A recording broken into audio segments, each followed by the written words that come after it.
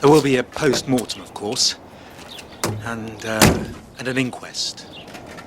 You'll receive notification from the coroner's office. Yes, thank you. Do you have family and friends, Mrs. Bell? Oh, sorry? To keep you company. Yeah. Best not to be on your own at a time like this. Yes, of course. Yes, I do. Perhaps your nice friend with the Turkish cigarettes. Yes, and thank you for your help, Sergeant. Goodbye.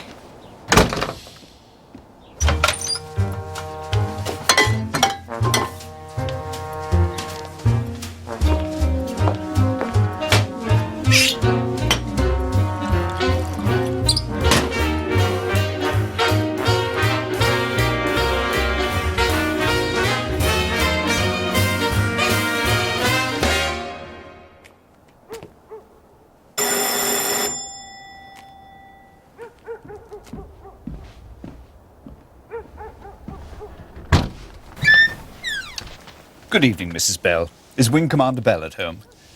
No, Oh dear, how very inconvenient. he's dead. I beg your pardon.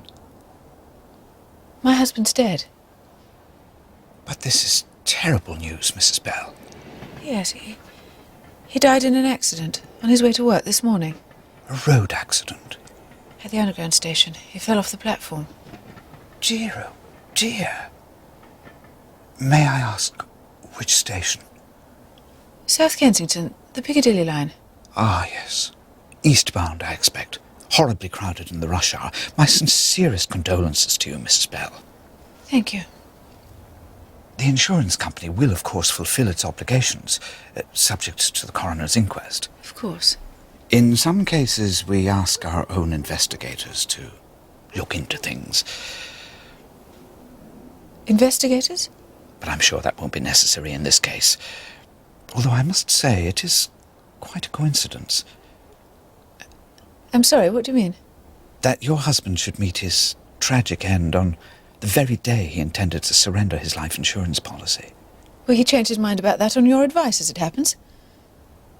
Well, that's as may be. A very sad day indeed.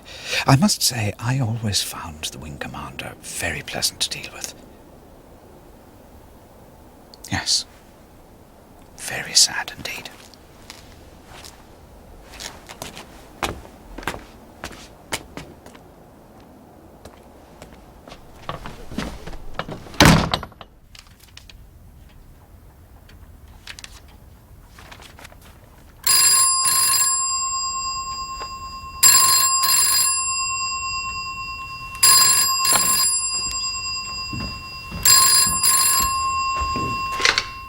Yes?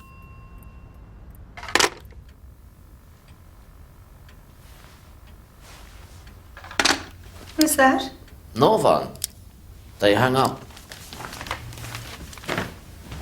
Where are you going? For a walk. A walk? I need some fresh air. Fresh air? A walk? These are two things you hate most in the world. First time for everything, heck. Be careful. You will get a terrible shock in the system. A shock to the system. You ridiculous foreign man.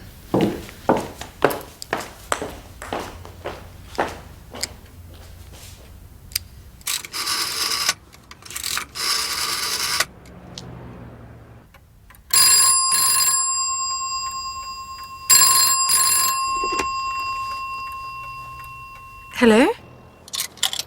Darling, it's me. Did you ring? Yes, I did.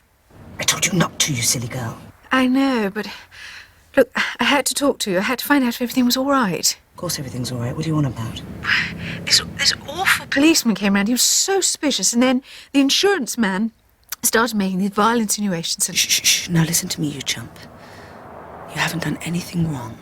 Your husband was killed in a horrible accident. You were at home dusting and scrubbing like a good girl, so stop worrying. Have you told your parents? No, I haven't yet. Tell them, for heaven's sake. Pull your socks up, woman. Buy something black. Write to Stella Paxton. Tell her where to get off. That should cheer you up. When's the inquest? They're going to let me know. Antonia, I'm really dreading it. Whatever for? You're the grieving widow. Just make sure you look tragic, darling. My turn next. What do you mean?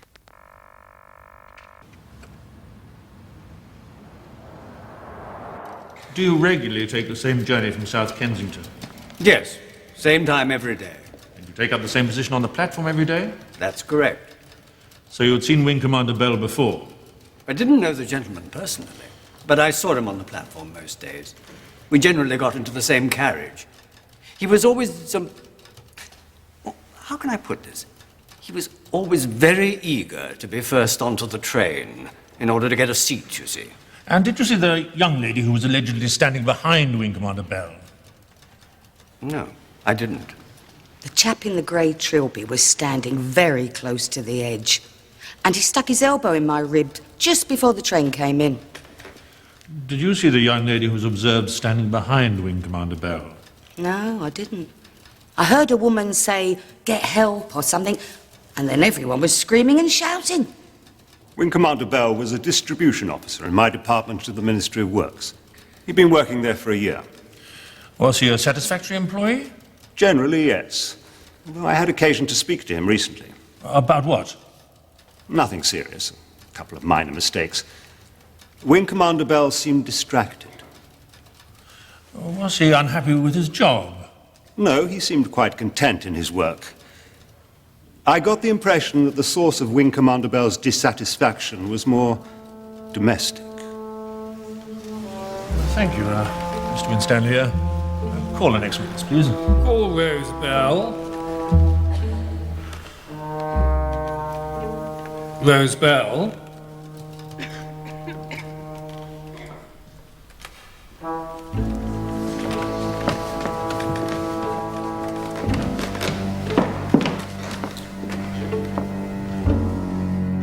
Mrs. Bell, how would you describe your husband's state of mind on the morning of the accident?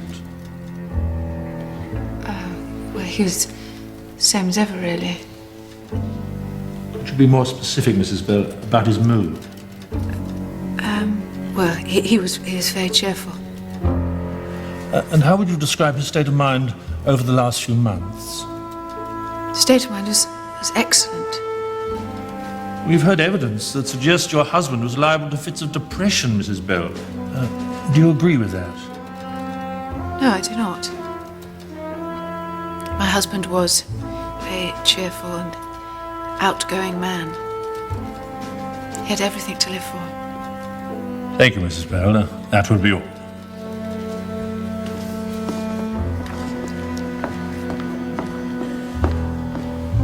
Ladies and gentlemen of the jury, before I ask you to reach a verdict on the cause of Wing Commander Bell's death, let us review the evidence.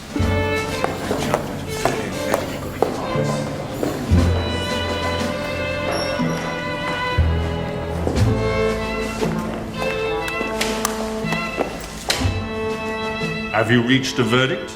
We have, sir. We believe Wing Commander Bell's death to have been accidental.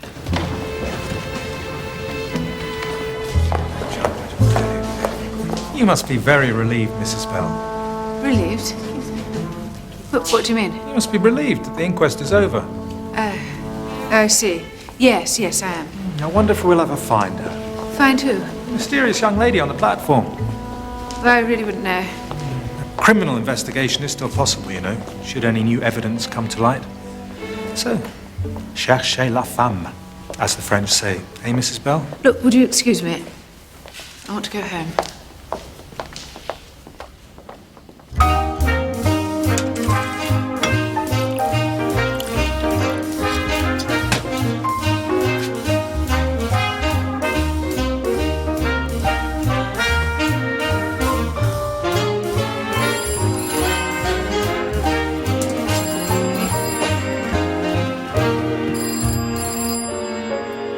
It's me, darling. What news?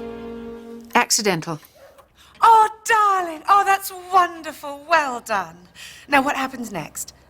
I've got to go to the registrar tomorrow, pick up the death certificate. Now, that sounds interesting. Why did I keep you company? It's fine, Antonia, I can manage. Oh, nonsense. You need moral support. And anyway, this is where you do your bit for me. Remember what to do? I wish you'd tell me what's going on. Come in.